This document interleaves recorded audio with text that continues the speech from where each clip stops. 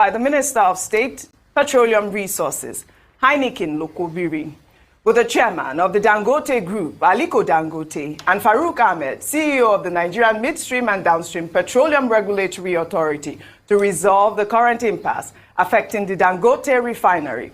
While the stakeholders present at the meeting, including the CEO of NUPRC, Gbenga Komolafe, and Mele Kyari, the Group CEO of NNPC, all expressed their gratitude to the minister for his prompt intervention in facilitating the important dialogue, which was focused on fostering a conducive environment for Nigeria's oil and gas sector and finding a sustainable and lasting solution to the issue.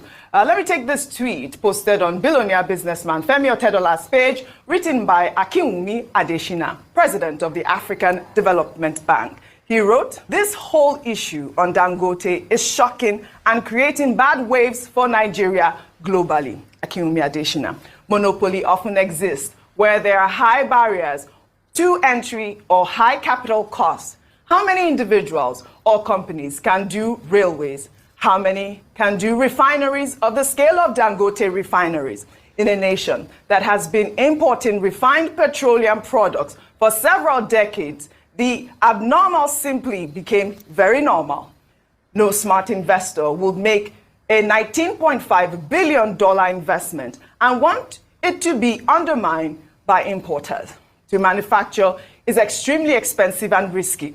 This is even more so in Nigeria, given the very challenging business and economic environment fraught with policy uncertainties and policy reversals, and where the self-defeating default mode of simply import it is always so easily rationalized and coerced to solve any problem. Competition is good for everyone. But is Dangote refineries anti-competitive? What is the evidence? Has Dangote refineries prevented any other company from setting up refineries? Why have others not done so? How come they have not done so for several decades? Was it Dangote that held them back? But Dangote refineries surely cannot be asked to compete with importers of petroleum products. That is not competition. Let the importers set up local refineries and compete by refining in Nigeria. That is fair and justified competition. We cannot and must not undermine, disparage, or kill local industries. Talk less of one that is of this scale, a jewel of industrialization in Nigeria. It is more than simply delivering the cheapest product to the market. It is about domestic supply, security, driving, and yes, protecting globally competitive industries, maximizing forward and backward linkages to the local economy, job creation, reducing forex expenses, and shoring up the naira. We must not be myopic. This whole disparaging of Dangote is uncalled for. It is self-defeating, and it is very bad for Nigeria. Who will want to come and invest in a country that disparages and undermines its own largest investor? Investing is tough. Pettiness is easy. It sadly sends a signal that the price for sacrificing for Nigeria is to get sacrificed. On simple. Point. No, really on point. And that's why I said, please, all of this, pack yourself in a room and get off this stupidity we are doing in the media. Yeah. Because, I mean, look at it. See, even before this happened with Dangote, the chairman of Total, Pouyon, said, we are not ready in this country for investment. We are not ready.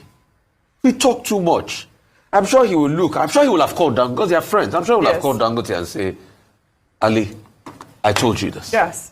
And I told you this. Right. He's not the only one that has reacted. I'm sure other people are also looking and saying, you guys are a joke. Absolutely. The same NMPC that is now talking. NMPC that was collecting money for running a Warri refinery, another refinery, they were not producing anything, they were still paying salary. How can you be paying salary to an unproductive place? The same NMPC that they should bring their books out. That's always what we've been asking for. The same NNPC. let me take another reaction. This is from Sanusi Lamido, actually talking about NNPC. He said, these people in NNPC do not want to end their lucrative subsidy scam, and I don't think they will end it.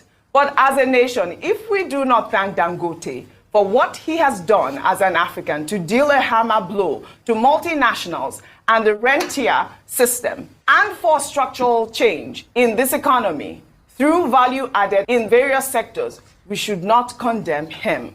Also, we tend to repeat stories without evidence. We hear about Dangote getting favorable taxation, but no one has said what this taxation is, if he got it alone, or if it was offered to a sector or to pioneers, and if such a practice is in fact normal to encourage investment. Well, instead of killing Dangote, we should try to make more like him. Nigeria always kills its heroes, and it's best because of envy and pettiness. How many times have we repeated this? I mean, these two comments, really, we must encourage the Dangote refinery.